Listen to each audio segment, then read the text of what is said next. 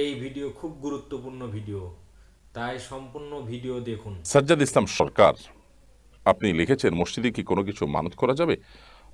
দেখুন, মানত বিশুদ্ধ হওয়ার জন্য অনেকগুলো শর্ত আছে এবং এটা নিয়ে ওলামা ইকরামের নানাবিধ বক্তব্য আছে। এক এক ওলামা ইকরাম অবশ্য এক এক কথা বলেছেন মানতের ব্যাপারে।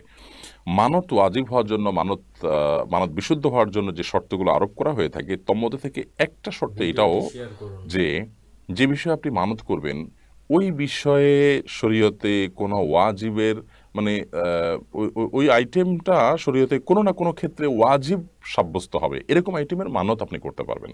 ধরুন, আপনি একজন গরিব মানুষকে খাবার দিবেন, মানত করেছেন, তো এমনিতে গরিব মানুষকে জাকাত দেওয়া ফরজ হয়।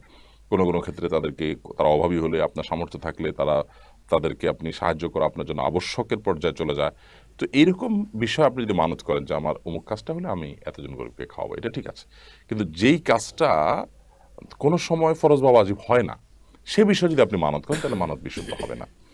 এখন মসজিদ নির্মাণের বিষয়টা যদি আমরা দেখি যে মসজিদ নির্মাণ কি কখনো আবশ্যক হয় কিনা বা মসজিদ দান করা কখনো ফরজ হয় কিনা, নর্মালি মসজিদ দান করাটা ফরজ হয় না।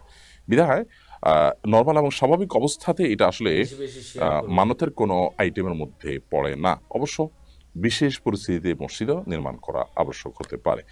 তো খোলাসা কথা হলো যে মসজিদ আসলে মসজিদে মানত করবেন এটা মানতের কোনো ইয়ে না। আরো জটিল হলো আমাদের দেশে কবরে, বিভিন্ন রকমের মাজারে মানুষ মানত করে থাকে, সেগুলো মানত কোনো অবস্থাতে বিশুদ্ধ না, কারণ সে সমস্ত জায়গায় কোনো অবস্থাতেই দান করার কোনো নির্দেশ শরীয়ত কখনোই দেয় না। সেটা ফরজ ওয়াজিব তো পরের কথা, নফল হিসাবেও না।